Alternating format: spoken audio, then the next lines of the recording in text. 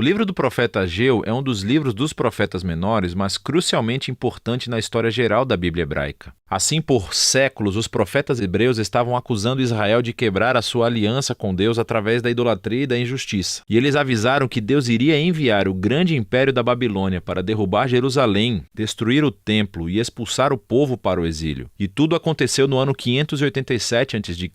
Mas isso não foi o fim da história. Os profetas também acreditavam que ainda havia esperança e que Deus um dia traria de volta um remanescente transformado do seu povo, Israel, para viver em uma nova Jerusalém, onde a presença de Deus viveria entre eles. Quando nos viramos para Ageu, o ano é 520 a.C., quase 70 anos após o exílio. O Império Babilônico recentemente entrou em colapso e o mundo é governado pelos persas. Eles permitiram o retorno de qualquer israelita exilado que quisesse voltar para Jerusalém, que ainda estava em ruínas. E sob a liderança de um sumo sacerdote chamado Josué e Zorobabel, um herdeiro da linhagem de Davi, e um grupo de exilados, todos retornam e começam a reconstruir a cidade e as suas vidas. Lembre-se da história do livro de Esdras, capítulos de 1 a 6. Então temos altas esperanças e o futuro parece muito brilhante, mas na verdade não é, pelo menos do ponto de vista de Ageu. O livro consiste em 4 sessões que resumem a mensagem de Ageu dada ao povo de Jerusalém ao longo de 4 meses. Ele começa acusando as pessoas de terem prioridades equivocadas e sim, elas voltaram para Jerusalém. Mas elas estão usando todo o tempo e recursos para reconstruir as suas próprias casas de luxo, enquanto o templo ainda estava em ruínas devido à sua destruição 70 anos atrás. Então Ageu pergunta: as suas casas são realmente mais importantes do que a sua fidelidade a Deus? Essa negligência, Ageu diz, é o mesmo que a rebelião da aliança de seus ancestrais, e é por isso que a terra ainda é improdutiva, porque eles foram atingidos pela fome e pela seca. E aqui está a citação de Ageu na lista das maldições da aliança no livro de Deuteronômio. E assim, as palavras de Ageu são seguidas por uma história da resposta do povo. Lembre-se também da história de Esdras, capítulo 5. Nós aprendemos que Zorobabel, Josué e o remanescente do povo foram impactados pela mensagem de Ageu e estavam motivados. Eles começaram a reconstruir o templo. Então, na próxima sessão, Ageu segue um mês depois e aborda alguns problemas de expectativas destruídas entre as pessoas. O templo que eles estão reconstruindo é bastante inexpressivo. Não é nada comparado à glória do templo de Salomão, construído aqui cerca de 500 anos antes. E, por isso, a moral estava muito baixo para terminar o projeto. E assim, Ageu lembra o povo das grandes promessas proféticas do futuro reino de Deus e sobre esse templo. Ele cita os profetas anteriores, especialmente Isaías e Miqueias, sobre a nova Jerusalém.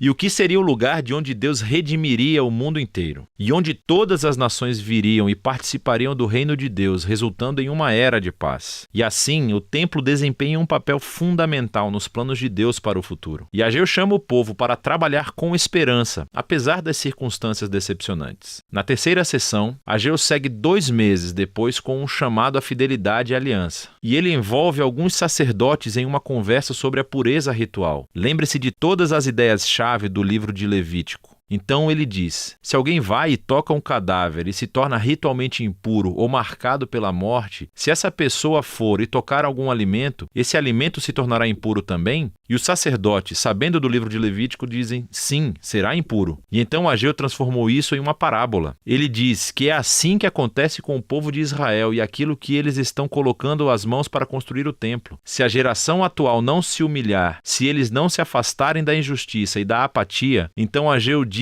que o que eles constroem com as mãos, incluindo esse novo templo, também será impuro. O desafio de Ageu é que é somente pelo verdadeiro arrependimento e fidelidade da aliança que seus esforços de construção resultarão em Deus trazendo o seu reino e bênção. E assim, em certo sentido, o futuro de Israel estava nas mãos deles. Deus está esperando que o seu povo seja fiel. E assim, a escolha de Ageu diante da geração exilada é muito semelhante ao desafio que Moisés deu à geração do deserto antes de entrar na terra. A sua obediência levará à bênção e ao sucesso, enquanto a falta de fé levará à ruína. O livro conclui com o resumo de Ageu da esperança futura do reino de Deus. Ele fará da Nova Jerusalém o centro de seu glorioso reino internacional e, a partir daí, confrontará e derrotará o mal entre as nações. Ele relembra as pessoas sobre a derrota do exército do faraó na história do Êxodo. Deus cumprirá aqui a sua promessa a Davi e estabelecerá o rei em sua linhagem, e nos dias de Ageu, que foi representado por Zorobabel. E assim o livro termina com um futuro futuro brilhante. Então a pergunta é: será que a geração de Ageu será fiel a Deus? Será que eles irão experimentar o cumprimento de todas as promessas? E Zorobabel, ele será fiel? Será que ele se tornará o rei messiânico? E você tem que continuar lendo os 2 últimos livros dos profetas Zacarias e Malaquias para descobrir. Mas você pode ver como esse pequeno livro contém uma grande mensagem para toda a geração do povo de Deus, que as nossas escolhas realmente fazem a diferença, e que a fidelidade e obediência do povo de Deus faz parte da maneira como Deus escolheu realizar os seus próprios propósitos no mundo. E assim, essa verdade surpreendente deve motivar a humildade e a ação do povo enquanto aguardam o reino vindouro de Deus. E essa é a mensagem do livro de Ageu.